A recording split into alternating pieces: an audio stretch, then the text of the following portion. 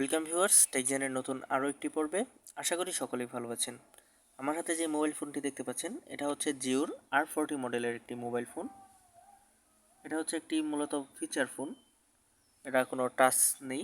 বর্তমানে কিন্তু button ফোনগুলোতেও touch system রয়েছে, তবে এই ফোনটা কেনার হয়েছিল কারণ হচ্ছে এর মধ্যে রয়েছে 4 সিম।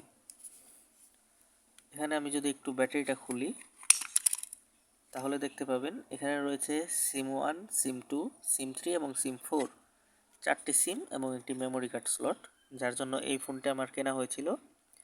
এবং এখানে কিন্তু একটি ডেডিকেটেড বাটনও দেওয়া রয়েছে লাইট জ্বালানোর জন্য। এখন এটি ব্যবহার বাদ দিয়ে দিয়েছি, কারণ হচ্ছে এটার যে ব্যাটারিটা রয়েছে ফুলে গেছে। তবে আমার কাছে অন্য ফোন থাকায় এটার ব্যাটারি বর্তমানে আমি লাগাচ্ছি না। তবে আশা করি এটা একটু মডিফাই করে অন্য ব্যাটারি সেট করব, মানে এই মডেল না, হয়তো এর থেকে ছোট অন্য একটা মডেলের ব্যাটারি এটার মধ্যে সেট করব। আর এটা হচ্ছে এই যে সিস্টেম, এখানে ডেডিকেটেড বাটনের মাধ্যমে কিন্তু লাইট জ্বলে। আর ব্যাটারি যদিও ফুলে গেছে, মোবাইলটা কিন্তু এখনও রানিং। এটাই হচ্ছে জিও, মানে যেই অবস্থা হোক মোবাইল কিন্তু এখনও রানিং।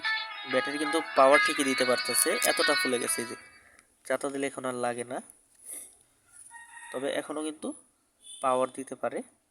এবং এখন ব্যাটারি লো আছে কারণ চার্জ নেই, দীর্ঘদিন চার্জ দেওয়া হয়নি। তো ফুল চার্জ দিলে এখনও প্রায় অর্ধেক দিনের মতো টিকে, মানে ইউজ করলে। আর ইউজ না করলে দেখা যাচ্ছে 1.5 দিন মতো চালু থাকে। সো যারা যারা এই ফোনটা ইউজ করেন অবশ্যই একটু কমেন্টে জানান। আর আমি অবশ্যই সাজেস্ট করব জিও কোম্পানির ফোনগুলো অবশ্যই ভালো। তবে বাটন ফোন, স্মার্টফোন কীরকম হয় আমি জানি না, তবে এই ফোনটা ইউজ করে আমি বেশ শান্তি পেয়েছি। আর এর যে মেইন কারণটা হচ্ছিল আমার ইউজ করার, সেটা হচ্ছে এই 4টি সিম। জাস্ট এই তো অবস্থা। শুরুতে ছিল এরকম দেখতে, এরকম একদম স্লিম ছিল ফোনটা। এখন ব্যাটারি ফুলে মানে কী যে একটা অবস্থা হয়েছে, মানে এরকম সুন্দর ছিল, এখন ব্যাটারিটা ফুলে গেছে। আর যাদের যাদের ব্যাটারি ফুলে গেছে মোবাইলের, তারাও একটু কমেন্টে সাড়া দিয়ে যান।